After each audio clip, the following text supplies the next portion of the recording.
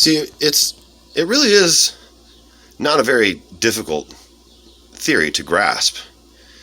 It's kind of difficult to accept because when we look out at the world, we see something different than us. We see lines and shapes and colors and places that, it seems like it's not us. And we think of technology, we think of wires and metal, of stuff that we've dug from the earth and forged into various items that we assemble into a TV box that we observe, and then that's what the simulated technology, the technology is simulated on a thing. It's not like that. You have to completely separate yourself from the idea of what it is to conceive reality as a human in order to even begin to really understand this. And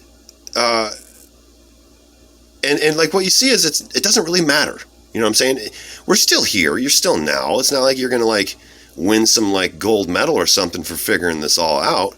It doesn't really make a difference. You're still playing the game, But the technology is you. We are the technology. Once long ago, and it was just us in the dreamingness of nothing. And then we started to dream different things. The dream started to change. And we've changed it into a very remarkable game. Simulation is kind of like a bad idea to really use, I think, because it makes it seem like it's been done before and it's just happening again. It has a connotation that I think misleads. And then it's not that it hasn't been done before. It's most likely has. It's most likely that there's this oscillation, like the Big Bang really just happens in a single moment, and it oscillates on and off and on and off, kind of like on a digital kind of thing, perhaps, and then we're perceiving through that holographic timeline that we're harmonized with through the conception of our perception. That's the thing that really matters. Who cares what you really think it is? It matters how you think about what you're going to perceive.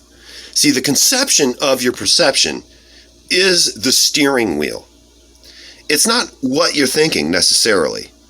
It's how you're going to think about what you perceive that is the architect of your reality. It's thinking that every time I see blue, I'm going to feel this way. And that when I feel this way, it means this. It's assigning those meanings to things that is the reality architect. That's how it's created. And it's very difficult to grasp. We're so used to being separate from us, and it's I don't blame anybody for thinking I'm crazy. Everybody thought I was crazy, and I think I'm crazy too. I have fun with it. But it doesn't mean that it's wrong or unsuccessful. People thought I was crazy back in the 90s when I told them that a plague was coming in the 2000s, and that all this was going to happen. I forecasted all this stuff. Right? You can ask anybody. My parents, family, all of them will tell you. I've had so many people call me and tell me. Why? Because you can perceive pragmatically. You don't have to perceive reality through a symbolic interpretation of what you've been told to mean about things. You can start to become the architect of reality. And it's through the conception of your perception. It's how you think about what you're going to feel. And it's very difficult. You really have to have a quiet mind that can truly focus. Because all the time, you are constantly, part of your brain is literally wiring how it's going to perceive about things. The plasticity of the brain does not completely go away until the brain's dead. Like we see Alzheimer's patients, the plasticity has left their brain. It's become atrophied, right? And they don't, and the brain doesn't operate in that state. In order for the brain to operate, it has to maintain its dynamic plasticity. And that means that you are going to be constantly conceiving the perception that you will have in the future. And so you have to mind it.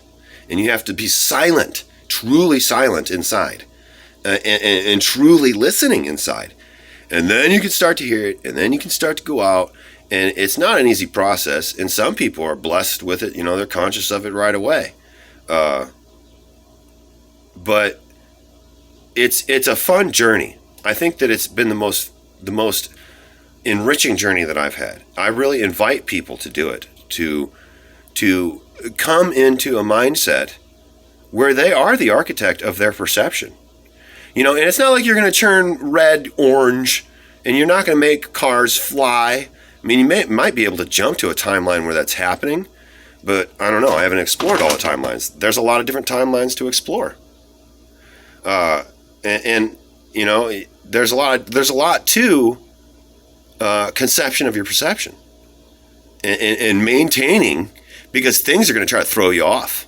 Things are going to try to tell you that it's this way. That, it's the end of the world, Trump's the president, and it's the end of the world, or it's the end of the world, Biden's the president. Everybody's trying to write the conception of their perception. And a lot of times we're all looking for validation of our perception to other people. And it's very difficult not to. We're wired in society it's like a herd mentality. So if you really want to, there's a price to pay for pragmatic perception. You will be outside of the norm. The mainstream norm does not operate under pragmatic perception. They use symbolic heuristical understanding in order to interpret their reality. So they're using shortcuts all the time. A lot of times this results in passive-aggressive conversations. That's the source of passive-aggressiveness. Anyways, I digress. Reality is really cool. Conceive your perception as one where you're integrated and actualized as a being. Bless you.